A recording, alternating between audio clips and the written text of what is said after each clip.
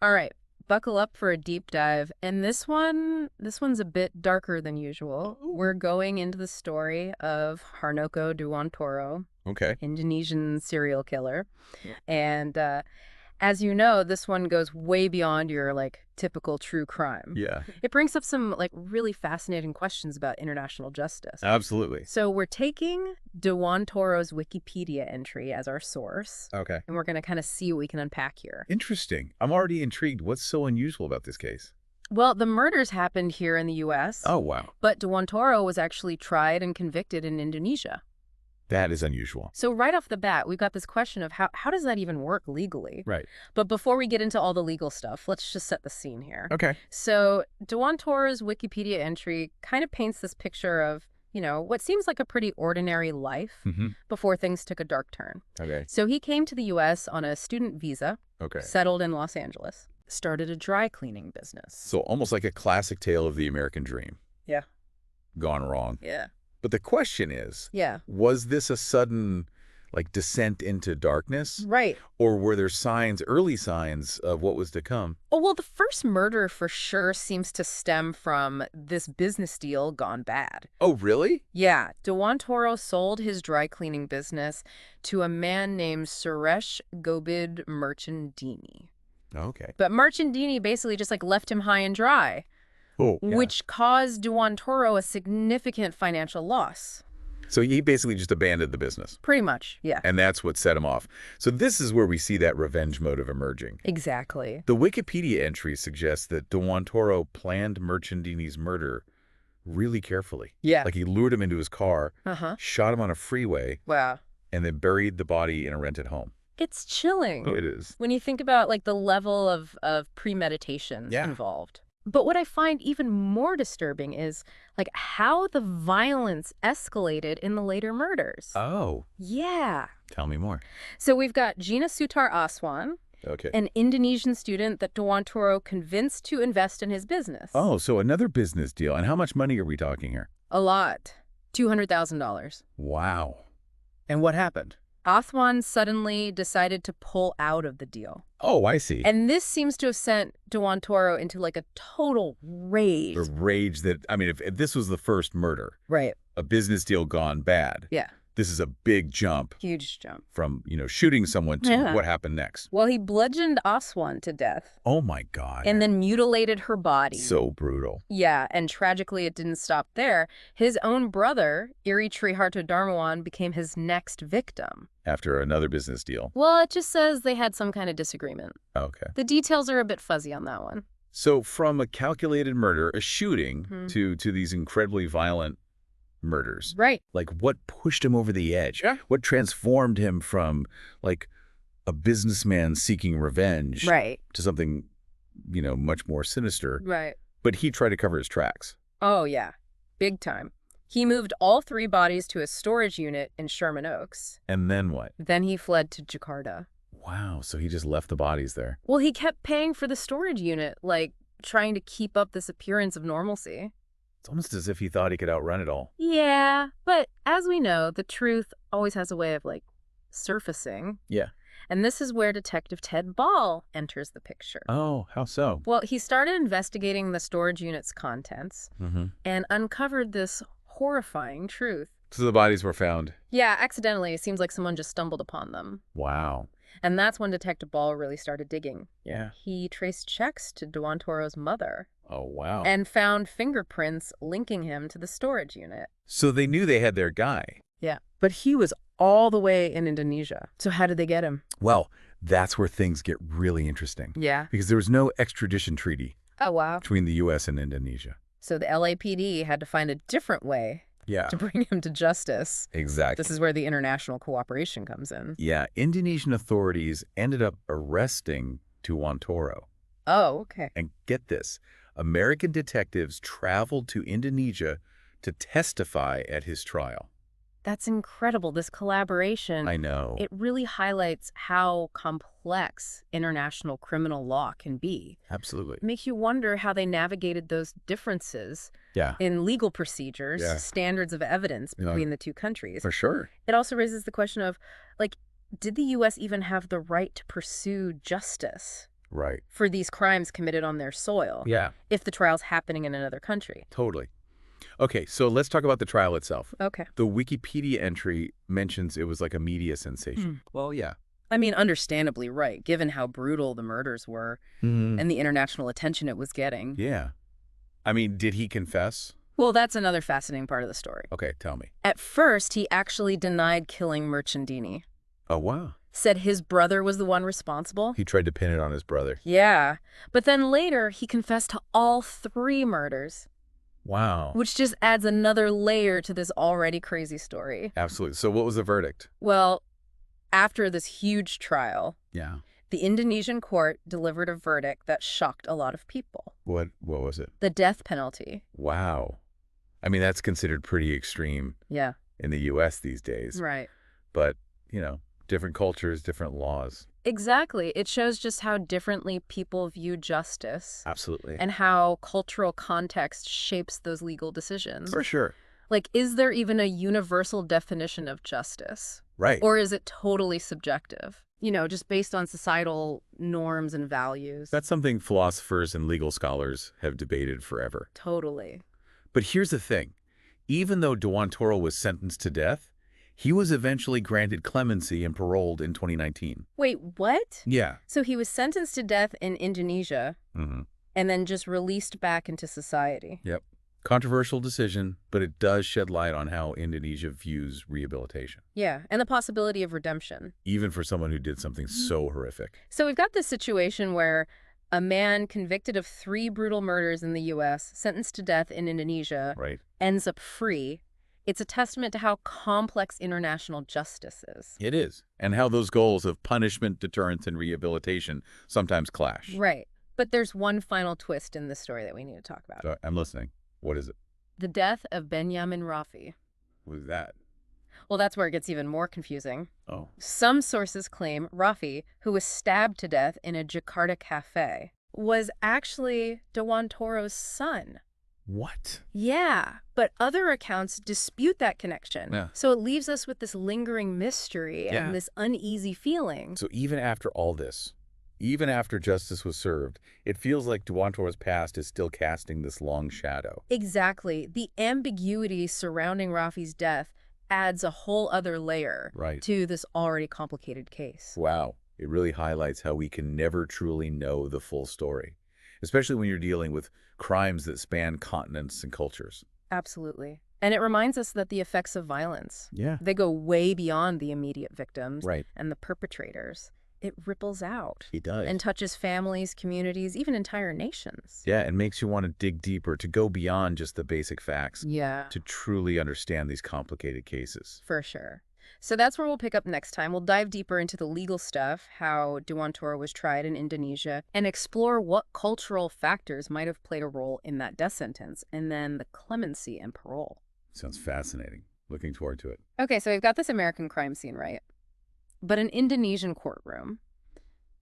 How did the LAPD actually manage to get Dewantoro tried for murders committed in the U.S., but in a completely different legal system? That's where it gets really interesting. You see, that lack of an extradition treaty between the U.S. and Indonesia meant that physically bringing Dewantoro back to the U.S. for trial wasn't possible. They had to think outside the box, get creative. Creative how? Did they, I don't know, bend the rules? Not exactly. It was more about working within the framework of international law. Okay. The key was jurisdiction. Even though the crimes happened in the U.S., Right. Indonesia, where Dewantoro was arrested, had the right to prosecute him under certain principles of international law. So it's not just about where the crime happened, but where they catch the guy. But how did they get Indonesia to take on this case? It was a few things, actually. First, the brutality of the crimes. Yeah. I mean, it was all over the news. Yeah. International attention. It put pressure on Indonesia to do something. Right. Second, even though the victims were American, the crimes involved an Indonesian national, Right. which probably hit home for the Indonesian public, the authorities. It's like this delicate diplomatic balancing act. Yeah. The LAPD had to present this compelling case, show how serious it was, but also respect Indonesia's laws, their sovereignty, Right. while still pushing for justice. Exactly. Yeah. And remember, legal systems, They develop within cultural contexts. True. Indonesia's legal system, it's influenced by Islamic law, local customs. Yeah. They might prioritize different things compared to the American system. So that death penalty that the Indonesian court handed down Right. might just reflect those cultural and legal differences. Exactly. It's a sentence that's hugely debated in the U.S. Right. But it seems more accepted in Indonesia, at least for particularly horrific crimes. Right. And the prosecutor in Dewantoro's case, Mm-hmm. Muhammad Yusuf, he even said publicly Yeah. that he'd support whatever decision was made about Dewantoro's fate, Wow. which kind of suggests there's this internal debate even within the Indonesian legal community Yeah. about capital punishment. It makes you realize that justice isn't always about the harshest possible punishment. Yeah. It's about finding that balance, Right. working within legal principles, cultural norms, Right. and the specifics of the case For sure. to reach an outcome that aligns with the society's values. So Dewantoro was ultimately granted clemency and paroled in 2019. Right.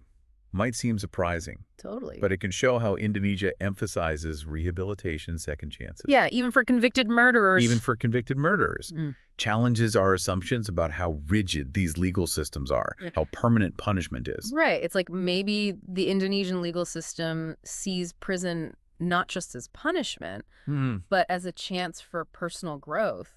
That's an interesting way to look at it. It makes you think about what we as a society want to get out of punishment. Is it revenge, deterrence, rehabilitation? Right. Or is it some combination, some way to balance all those things? Right. Taking into account the severity of the crime, the person who committed it, and the chances they can re-enter society. Yeah. And Dewantoro's case, it really forces us to confront these questions head on. Absolutely. I mean, think about it. How do you feel knowing a man convicted of 3 brutal murders is now a free man? Yeah. Does it make you angry? Afraid? Or maybe hopeful? Right, that even someone who did something so terrible can change. Exactly. These are deep personal reactions. They show how heavy these issues of justice and punishment are. Right. And there are no easy answers. Nope. No one solution that fits every situation. Each case has its own challenges. Yeah. And we have to look at the legal, ethical, and societal implications. We can't forget about the media frenzy around this whole thing. Oh, yeah, I was going to bring that up. I mean, news outlets around the world covered this story, often focusing on those, gruesome details. Mm-hmm. The international manhunt. It makes you think about the role of journalism, right? Yeah. Yeah. Shaping how the public sees criminal justice. For sure. Was the coverage fair? Balanced? Yeah. Or did it just make people more scared? Right. More prejudiced? Yeah. And did that affect the trial, how people saw Dewantoro? Yeah. Good point. It's so easy to get caught up in the drama of a true crime story, Right. but we have to remember that the media can be biased too, Yeah. and that how we consume these stories can really shape how we understand justice, accountability. It's a reminder that we have to think critically, be media literate. Totally. Especially these days when we're bombarded with information. We got to be careful, question what we read and see. So we've got international law, cultural norms, the media, personal views, all colliding in this one case. It really makes you wonder if there's any universal truth about justice. Yeah. Or if it's just like a subjective thing Right. based on our own experiences and societal values. Right. That's what makes these cases so fascinating to unpack. I know. They force us to question our assumptions, Yeah, confront difficult ideas, for sure. and ultimately understand ourselves and the world better. And we can't ignore that final twist, the death of Benjamin Rafi. Right. The fact that we don't know for sure if he was connected to Dewantoro, it just adds another layer of intrigue It does. and raises questions about how violence can have lasting effects. Yeah. It's like even after justice has been served, supposedly, Right. the repercussions of a crime can keep going, Yeah. touching people's lives in unexpected ways. It's almost like a ghost story. Yeah. This reminder that the past never really goes away. It shows how much we don't know, how hard it is to find definitive answers, especially when you're dealing with crimes that cross borders, cultures. So we've dug into the legal complexities, the cultural nuances, the media storm, Right. and those lingering questions around the Dewantoro case. Yeah. What do you think our listeners should take away from all this? Well, I think the biggest lesson here is that justice isn't just one thing. It's this complex idea Right. shaped by so many factors. Right. It's not black and white. It's a process. It is It's a journey. a journey. And often it's about compromise. And to understand that process, you got to understand the nuances, Yeah, the cultural differences, the legal systems, absolutely. the human stories behind it all. If we zoom out a bit, what does the Dewantoro case tell us about international criminal law on a larger scale? That's a great question. Legal experts are still trying to figure that out. Yeah. This case really showed how hard it is to enforce justice across borders, Right. the need for countries to work together better, and how important it is to think about cultural differences when you're dealing with legal systems that have totally different ways of handling punishment and rehabilitation. It's almost like the Dewantoro case is a tiny example of the much bigger issues facing the world Yeah. as we try to create a more just and equal society. It reminds us that pursuing justice is something we have to constantly work at. Absolutely. We have to think critically, question what we believe. And we can't ignore that final unsettling detail, the death of Benjamin Rafi. Right. The fact that we don't know for sure if he was connected to Dewantoro. Right. The questions about why it happened, the lack of clear answers. It leaves us with this uneasy feeling. It does. It's Yeah. like a reminder that even in a world that's striving for order and justice, Yeah. there are still mysteries out there, Right. shadows that linger, Yeah. echoes of the past that keep coming back. That's part of what makes the Dewantoro case so captivating, I think. Yeah. It's a story that refuses to be neatly wrapped up, It does. a puzzle with missing pieces, a look into how complex human nature is. So we've covered a lot. The legal stuff, the cultural aspects, the media hype, the questions that remain. We have. What do you think, big picture? What do we learn from this deep dive? I think the most important thing is realizing that justice isn't one simple concept. It's this multifaceted thing influenced by so many factors. It's a process, a journey, often a compromise. And understanding those nuances, the cultural differences, the legal systems, the human stories at the heart of it all, Yeah. that's crucial for anyone who wants to make sense of the world. That's such a good point. But zooming out, like, what does the Dewantoro case mean for international criminal law as a whole? It's a great question, and one that legal experts are still debating. The Dewantoro case shows how hard it is to enforce justice across different countries. It shows the need for countries to work together more and to think about cultural differences when dealing with legal systems that might have completely opposite approaches to punishment and rehabilitation. It's like this case is a microcosm, a tiny version of the big issues facing the world. It is. As we try to create a more just and fair global society. It reminds us that the pursuit of justice is ongoing. Totally. We can't let our guard down. Right. We need to think critically, challenge what we assume to be true. And I think that's a key takeaway for our listeners. This might seem like some far-off event, but it affects all of us. It does. It shows how important it is to stay informed about what's going on in the world, Yeah. to have open discussions, Right. and to fight for policies that support international cooperation and a more thoughtful approach to justice. Those are great points. And I think that's a powerful message to leave our listeners with. It is. This case, it started as a deep dive into one Wikipedia entry. I know, right? And it became this exploration of international law, cultural values, and how complex justice is in our globalized world. We might not have all the answers, Right. but we've gained valuable insights, Yeah. a deeper understanding of the challenges we face as a global community. And hopefully it's inspired our listeners to keep asking questions, keep exploring, and keep thinking critically about the world around us. Because achieving justice is something we have to do together. It takes empathy, understanding, and questioning what we believe to be true. And as we've seen with the Dewantoro case, this pursuit of justice can take us across continents, through complicated legal systems, and even into the darkest parts of human nature. It's a journey that's not over.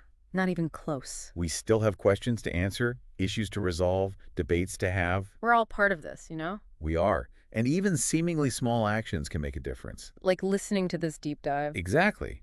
By learning, raising awareness, and making sure our leaders are held responsible. Yeah, We can help create a world where justice is more than just an idea. right, where it's a reality. To everyone. That's a powerful message to end on. And I hope this deep dive has left you thinking about the challenges and the possibilities ahead of us as we work towards a more just and equitable world. Until next time, keep exploring, keep questioning, and keep diving deep. Man, we covered a lot of ground. International law, cultural clashes, media hype. It's like this Dewantoro case from just his Wikipedia page I know, right. became this way to look at these huge global issues. It really did. Yeah. And it shows us that even events that seem isolated Right. can have these huge ripple effects. I mean, this case, Yeah. it touches on international relations, legal stuff, even how we understand justice and accountability. And I think that's what makes this deep dive so important. It's not just about, being interested in true crime. It's Yeah. about taking this one case with all its craziness and contradictions Right. and using it to start a bigger conversation Yeah. about how we deal with crime and violence, Mhm. both in our own countries and across borders. Exactly. And it's a conversation that needs nuance, critical thinking. We can't just rely on, headlines and sound bites. Right. We got to look at the details of international law, the cultural stuff that shapes legal systems, Right. and the ethical questions that come up when you're trying to balance punishment and rehabilitation. Right. Or even like retribution versus redemption. Exactly. It feels like this case shows the limits of our systems, the lack of a clear extradition treaty, dealing with different legal traditions, the challenge of making sure victims get justice while also respecting other countries' laws. Right. It all points to the need for countries to work together better Absolutely. and for a more, sophisticated way of handling international crime. For sure. The Dewantoro case really highlights that we live in a world that's more and more connected, Yeah. and our laws need to catch up. We need to find ways to bridge those cultural gaps, find common legal ground, Yeah. and make sure justice is done fairly, Right. no matter where a crime happens or where they catch the person. Sounds like a huge undertaking. Like, where do we even start? Are there any real steps we can take to get countries to cooperate better on crime? Well, there are some things happening. International organizations are trying to develop standardized legal frameworks, Okay. promote best practices for investigations across borders, and make it easier for law enforcement agencies around the world to communicate. So it's about building trust, Yeah. sharing information, Right. finding things we agree on, even with those culture differences and, different countries looking out for themselves. Exactly. And it takes continuous effort from everyone involved. Governments, law enforcement, lawyers, and even everyday people. We all have a part to play in making the world a fairer place. And I think that's what our listeners should really take away from this.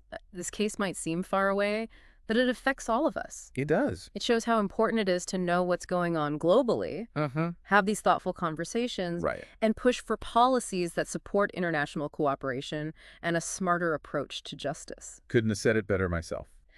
So we started with this deep dive into a single Wikipedia entry, Yeah. and we ended up exploring international law, cultural values, Mhm. the complexities of justice in a world that's so interconnected. We might not have all the answers, Yeah. but we've definitely gained valuable insights, a deeper understanding of the challenges we face as a global community. And maybe most importantly, this has made our listeners think more, question things, look at different viewpoints. Because at the end of the day, justice is something we have to work toward together. It takes empathy, understanding, and being willing to challenge what we believe. And like we've seen in the Dewantoro case, this pursuit of justice, it can take us across continents, through legal mazes, even into the darkest corners of human nature. It's a journey that's far from over. Yeah. There are still questions without answers, problems to solve, debates to be had. We're all part of this. We are. And even what seem like small actions can have a big impact. Like listening to this deep dive. Exactly.